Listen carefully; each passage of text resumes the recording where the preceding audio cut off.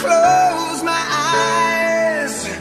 I don't wanna fall asleep, 'cause I miss you, babe, and I don't wanna miss a thing.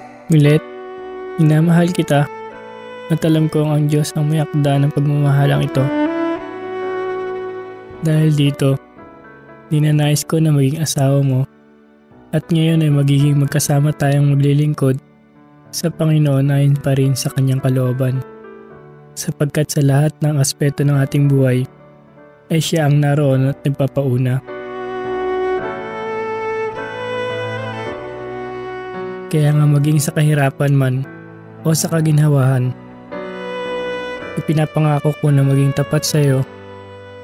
Ipinapangako ko na mamahalin ka, gagabayan ka at poprotektahan tulad ni Kristo sa kanya iglesia habang tayo nabubuhay. Pinapangako kong mamahalin kita bilang bahagi ng aking sarili. Dahil sa mata ng Diyos, tayo magiging isa.